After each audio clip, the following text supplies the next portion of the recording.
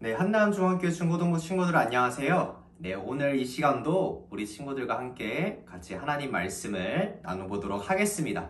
오늘 함께 나눌 말씀은 마가복음 5장 1절부터 20절까지의 말씀이에요. 우리 친구들과 같이 한번 말씀을 읽어보도록 하겠습니다. 예수께서 바다 건너편 거라사인의 지방에 이르러 배에서 나무심에 곧 더러운 귀신 들린 사람이 무덤 사이에서 나와 예수를 만나니라. 그 사람은 무덤 사이에 거처하는데 이제는 아무도 그를 쇠사슬로도 맬 수 없게 되었으니 이는 여러 번 고랑과 쇠사슬에 메었어도 쇠사슬을 끊고 고랑을 깨트려 씀이러라. 그리하여 아무도 그를 제어할 힘이 없는지라. 반나 무덤 사이에서나 살에서나 늘 소리 지르며 돌로 자기의 몸을 해치고 있었더라.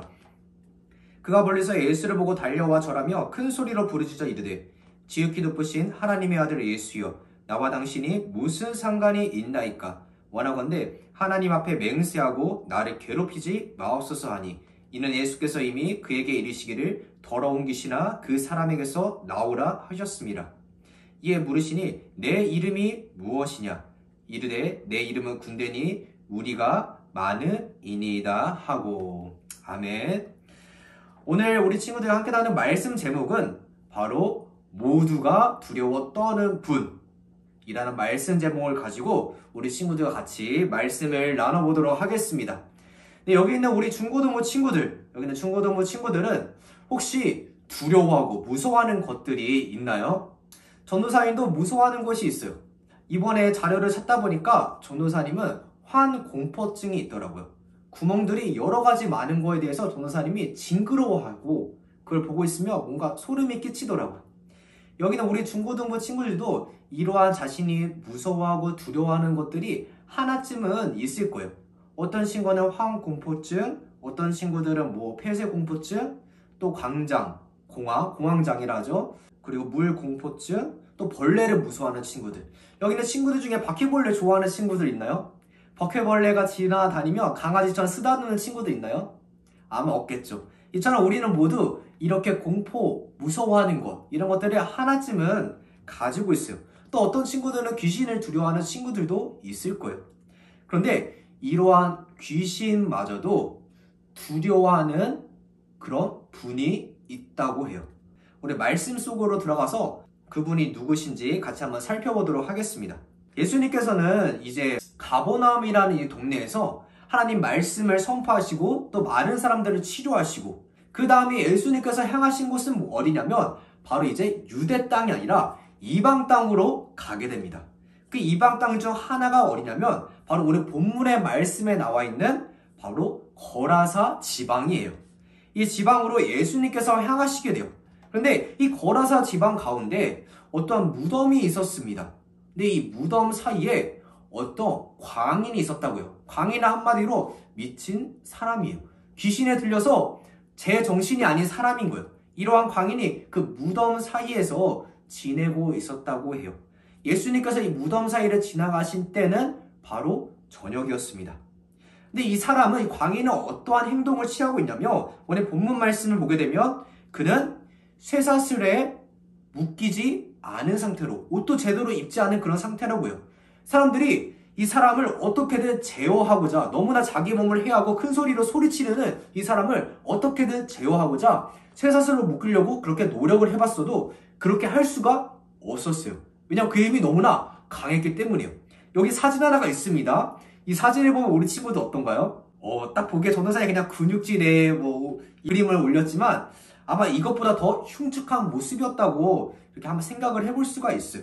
즉 그의 모습은 어떠냐면 인간다운 삶을 살아가지 못하고 있어요. 인간의 존엄성이 그에게 있을까요? 말씀에서 보면 4절에 아무도 그를 제어할 힘이 없는지라 라고 이렇게 본문에 적혀 있잖아요. 근데 여기서 제어하다는 것은 사람에게 쓰이는 그런 표현이 아니에요. 어떨 때 쓰냐면 바로 동물을 제어하고 동물을 가둬두거나 그럴 때 이런 단어를 사용한다고 합니다. 즉 그 주위에 있는 마을 사람들 또한 이 광인을 대할 때 어떻게 대하는 거예요? 그를 하나의 짐승과 같이 여기면서 그를 제어하고자 했던 거였어요. 즉 그의 모습은 인간의 존엄성도 없고 황폐하고 비참한 그런 모습들을 우리가 살펴볼 수 있습니다. 겉으로 보기에는 그는 너무나 강해요. 그는 쇠사슬로 그 아무도 그를 제어할 수 없을 정도로 힘이 강합니다. 하지만 그가 아무리 힘이 강하다 할지라도 그의 실상은 아무것도 아닌 그런 존재예요. 그 누구도 그를 제어할 수 없어요. 그럼 그런 상황 속에 있는 그를 누가 지나가시는 거예요? 바로 예수 그리스도께서 그의 앞을 지나가십니다. 그러자 이 광인이 그 예수님께 말합니다. 당신이 나와 무슨 상관이나이까? 라고 이렇게 말하게 돼요. 이 말은 무슨 말이냐? 우리 친구들 듣기에 당신이 나를 무슨 상관이 있어? 라면서 이렇게 따지는 듯하게 우리가 이렇게 생각할 수 있는데, 이 말은 어떤 의미냐면 광인 안에 있는 이 귀신이 그리스도의 예수를 그 앞에서 목격하고 그 앞에 마주하고 이 그리스도께서 자신보다 월등하게 그 형격한 그 권능을 가지셨다는 것을 그는 직감하게 돼요. 그래서 꼬리를 내리면서 두려워하는 마음으로 그렇게 그리스도께 얘기하고 있는 겁니다. 당신이 나와 무슨 상관이 있어요? 라고 이렇게 얘기를 하는 거예요. 즉 고양이 앞에 생쥐꼴로서 그렇게 두려워 떠는 모습을 볼 수가 있습니다. 그리고 그는 그 더 나아가서 이 두려워하는 와중에서도 참 교만한 말까지 하게 돼요. 하나님 앞에 맹세하고 나를 괴롭히지 마옵소서라고 이렇게 말하고 있습니다. 우리가 이 말을 봤을 때 하나님 앞에 맹세한다는 것을 우리는 흔히 이것을 보고서 이 광인이 하나님의 이름으로 그리스도께 이렇게 간청한다 이렇게 생각할 수 있지만 전혀 그런 의미가 아니에요. 이 말은 참 교만한 말이 담아 있습니다. 이 말을 따르지 않으면 예수님 당신마저도 하나님의 저주가 내리게 해달라는 그런 말로 쓰여 있어요. 즉 광인 안에 있는 귀신은 두려워 떨면서도 참 이 악한 영이기 때문에 그리스도 앞에서조차 이러한 교만한 말을 하게 되는 거예요. 그러자 예수 그리스도께서는 이 광인에게 이렇게 말합니다. 그렇다면 너의 이름은 무엇이냐? 라고 이렇게 말씀을 하세요. 그러자 이 광인 안에 있는 귀신은 예수님께 이렇게 대답을 하게 돼요. 나는 군대다. 우리는 군대다. 라고 이렇게 말을 하게 됩니다. 이 군대라는 말은 그 당시 로마의 군대를 한번 생각을 해볼 수가 있어요. 로마의 여당 군대 단위는 보통 대략 3,000명에서 대략 6,000명 정도 되는 그런 큰 규모의 숫자를 말합니다. 즉, 이 한 사람, 이 광인 한 사람의 몸에 무려 수천이나 되는 그런 귀신이 들어가 있다는 거예요.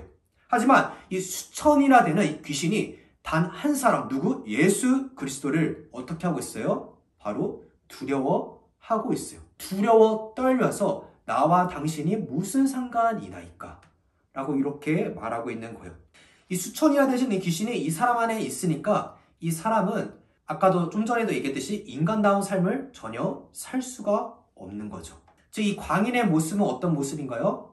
어떻게 보면 그리스도를 만나기 전 우리들의 모습이라고 생각해 볼 수가 있어요. 우리는 예수님을 만나기 전 우리가 삶 속에서 세상 속에서 참 많은 것들을 가졌다 생각하는 사람도 있고 또 그 가운데 우리가 그리스도는 필요 없다 생각해서 내가 강한 사람이다. 내가 모든 것을 할 수 있다. 나 혼자도 할 수 있다. 라는 이런 착각 속에 살아가게 됩니다. 하지만 겉으로는 우리가 강해 보일 수 있어요. 겉으로는 내가 뭔가 혼자서 할 수 있는 것처럼 보여. 하지만 실상은 우리의 영은 어떻게 되나요? 바로 피폐해져가는 거예요. 우리의 영은 하나님과의 관계 속에 단절되고 끊어져 있고 그 어떤 것도 영의 양식을 먹지 못한다면 우리의 영은 어떻게 해요? 어떻게 하면 이러한 이제 광희와 같이 인간의 존엄성을 가지지 못한 것처럼 우리는 하나님의 자녀로서의 그런 존엄성을 가지지 못한 채로 살아가고 있는 것이에요. 그런데 그 속에 있던 이 광인 안에 있던 이 귀신은 그리스도께 다시 이렇게 말합니다. 그렇다면 나를 멸하지 마시고 바로 저 돼지에게로 돼지 때가 지나고 있었는데 이 더 돼지에게로 들어가게 해달라고 예수님께 간청하게 돼요. 간구하게 돼요. 왜냐하면 예수님께서는 하나님이시기 때문에 이 귀신을 멸할 수 있는 그런 권능이 있으세요. 권세가 있으세요. 그렇다면 이 귀신은 예수님 앞에서 자신을 멸하지 마시고 저 돼지에게로 자신이 들어가게 해달라고 그렇게 간구하고 있는 거예요. 그렇게 간청하고 있는 것이에요. 그 당시 유대인에게서 이 돼지는 어떤 짐승이냐면 부정한 짐승이었어요. 그렇기 때문에 유대인들은 돼지를 치지 않았어요. 이방인이거나 고라사 지방의 이방 땅에서나 아니면 유대인이지만 율법을 지키지 않는 그런 유대인만이 돼지를 쳤다고요. 왜냐하면 돼지 자체가 그들에게 있어 부정한 짐승이기 때문에 그렇습니다. 우리 친구들 한번 생각을 해보세요. 우리 친구들이 좋아하는 쿠키가 있습니다. 간식이 있습니다. 근데 이 간식이 우리 친구들이 잘못하다가 땅에 떨어졌어요. 그럼 우리 친구들은 그것을 괜찮으면서 먹을 수가 있나요? 짧은 순간에 그것을 다시 주워서 먹으면 괜찮다고는 하는데 만약에 그 떨어진 땅이 더러운 땅이었다면 먼지가 가득한 땅이었다면 또 모래가 있는 그런 땅이었다면 우리 친구들은 먹을 수 있나요? 먹지 못하죠. 왜냐면 더럽기 때문에 그래요. 또 우리 친구들 길을 가다가 똥을 밟았어요. 그럼 우리 친구는 어떡하나요? 그냥 밟았네 하면서 그냥 지나가는 친구들 있나요? 아마 대부분은 똥에 냄새가 나고 더럽혀서 빨리 그것을 씻고 가거나 아니 땅에 문질러서 떼어내거나 그렇게 해서 다시 걸어갈 겁니다. 왜냐하면 이 똥은 나뿐만 아니라 다른 사람 또한 그 냄새를 느끼면서 불쾌할 수 있기 때문이에요. 근데 이 부정이란 단어는 단순히 땅에 떨어질 음식과 냄새나는 똥, 이 더럽다는 그런 의미만을 나타내는 것이 아니에요. 단순히 내 몸이 더럽혀진다? 그런 정도의 의미가 아니라 하나님 앞에 설 수 없는 그런 상태를 말하고 있는 겁니다. 말씀을 보게 되면 이 부정한 사람은 하나님 앞에 설 수가 없었어요. 그래서 이 부정한 몸을 씻고 정결한 그런 시간을 지나고 나서야 다시 하나님 앞에 설 수가 있었습니다. 출애굽 당시에 이스라엘 사람들은 어디를 지나가야 되나요? 바로 척박한 광야 땅을 지나가야 됐어요. 그들이 거기서 괜찮은 음식들을 구할 수가 있었을까요? 쉽지가 않아요. 그렇기 때문에 하나님께서 굶주린 그들에게 만나와 메추라기를 주신 것이죠. 근데 그들이 함부로 다른 음식을 먹게 되면 그들은 식중독에 걸릴 수도 있고 생명의 위험마저도 느낄 수 있는 그런 상황이었습니다. 그렇기 때문에 하나님께서는 이스라엘 백성을 생각하셔서 그들에게 이 부정한 음식을 금함으로써 그들을 지키고자 하셨던 거예요. 그 속에서 우리가 하나님의 사랑을 엿볼 수가 있어요. 또 그 속에서 또 무엇을 볼 수가 있나요? 하나님께서는 음식에 관한 규례와 또 그 당시에 이스라엘 백성들에게 여러 가지 규례를 하나님과의 관계 속에 세우셔서 이스라엘 백성이 거룩한 하나님의 백성으로서 어떻게 살아가야 되는지 그 삶에 대해서도 알려주고자 하는 그런 의미가 담겨 있었습니다. 그래서 이스라엘 백성, 즉 유대인들에게서 이 돼지는 부정한 짐승이었어요. 그래서 광인 속에 있는 이 수천의 귀신은 예수님께 말해서 자신을 멸하지 마시고 저 돼지계로 들어가게 해달라고 이렇게 간청하고 있는 것이에요. 그러자 예수님께서는 어떻게 하시나요? 허락하셨어요. 즉 아무리 악한 영, 우리가 겉으로 보기에 아까 광인은 어떤 사람이라 했어요? 아무도 그를 제어할 힘이 없다고 했어요. 그 어떤 사람도 그를 제어할 수 없어요. 악하고 그러한 우리가 겉으로 보기에 너무나 강해 보인다 할지라도 그 누구 앞에서 하나님 앞에서는 허락을 받아야지만 할 수 있습니다. 우리 친구 중에서 귀신을 두려워하는 친구들이 아마 있을 거예요. 하지만 그 귀신마저도 누구를 두려워하는 거예요? 바로 하나님의 아들이신 또 하나님이신 예수 그리스도를 두려워하고 있어요. 그분의 허락과 그의 말씀 없이는 그들 또한 그 어떤 것도 할 수 없는 그러한 존재입니다. 이 광인 안에 있는 수천의 귀신은 예수님께 바로 그러한 부정한 돼지 속에 들어가게 해달라고 그렇게 간청하고 있습니다. 그래서 이 군대 단위의 귀신들은 이 2000이나 되는 이 돼지 속에 들어가서 물에 빠져서 멸하게 돼요. 그 뒤에 돼지 치던 사람들이 깜짝 놀라게 됩니다. 자신들이 치던 이 돼지들이 갑자기 물속에 빠져 죽는 거. 그것도 한두 마리도 아니고 2000마리나 되는 그 돼지들이 물속에 빠지는 것을 보게 되자 그들은 허겁지겁 어떻게 해요? 마을로 내려가게 돼요. 그래서 사람들한테 이 자초지정을 설명하게 되죠. 이렇게 했더니 내 돼지들이 다 물속에 빠져버렸어. 라고 하면서 이렇게 그들에게 말하게 되자 거기 있던 마을 사람들이 그리스도를 찾아오게 됩니다. 근데 그리스도를 찾아와서 그들이 본 것은 뭐였나요? 바로 그 이전에 아무도 제어할 수 없는 그런 광인이 멀쩡하게 옷을 입고 앉아있는 모습을 보게 돼요. 보통 그런 모습을 보게 되면 어떻게 하나요? 사람들이 어떻게 된 일인지 깜짝 놀라며 그 연유를 물어봤을 텐데 그들은 어떻게 해요? 바로 두려워하게 돼요. 예수님의 큰 이적을 보고서 귀신을 쫓아내는 그 모습을 보고서 그들은 놀라면서 예수님을 따르기보다는 어떻게 해요? 너무나 두려워 떨게 됩니다. 왜냐하면 옛날 고대에서는 이러한 귀신을 쫓아내기 위해서는 더 강한, 더 힘이 센 귀신이 있어야지 그것을 쫓아낼 수 있다고 그렇게 믿었어요. 그래서 광인을 고치신 귀신을 쫓아내신 그 예수 그리스도를 광인 안에 있는 귀신보다 더 큰 귀신을 불러들이는 그런 마술사로 생각했기 때문에 그렇습니다. 그래서 그런 예수님의 권능을 두려워하는 거예요. 하지만 실제적으로 그들이 두려워한 이유는 무엇이냐면 말씀 본문을 통해 살펴볼 수 있는 것은 바로 그들의 경제적인 손실을 막기 위해서입니다. 왜냐하면 그들이 돼지떼를 잃었잖아요. 그렇다면 이 돼지떼를 더 이상 잃지 않기 위해서 예수님께서 이 지역으로부터 떠나주시기를 그렇게 간청하고 있는 거예요. 근데 현실적으로 생각하면 그들의 생각이 마냥 틀렸다고만 생각할 수 없어요. 왜냐하면 돼지 한 마리의 가격이 얼마예요? 33만 원이에요. 오늘날 가격으로. 근데 2,000마리 된다면 그 가격은 6억 6천만 원입니다. 즉 엄청난 거금을 그들은 잃게 된 거예요. 그 때문에 현실적으로 바라보게 된다면 그들의 상황은 당연한 거예요. 어떻게 보면. 근데 그들 앞에 있는 이 사람이 바로 그들을 구원할 수 있는 구원자이자 예수 그리스도라는 것을 그들이 알았더라면 그들은 예수님을 배척하는 것이 아니라 그리스도를 따랐을 거예요. 예수님을 따른 12제자들 중에 어부들도 있었습니다. 이 어부들 또한 예수 그리스도의 큰 이적을 보고서 그들은 어떻게 했나요? 자신의 생계의 전부인 그물과 배를 내버려 두고 그리스도를 따랐어요. 그 어부에게 있어서 배를 버려둔다, 그물을 버려둔다, 그것은 자신의 모든 것을 내버려 두는 거나 마찬가지예요.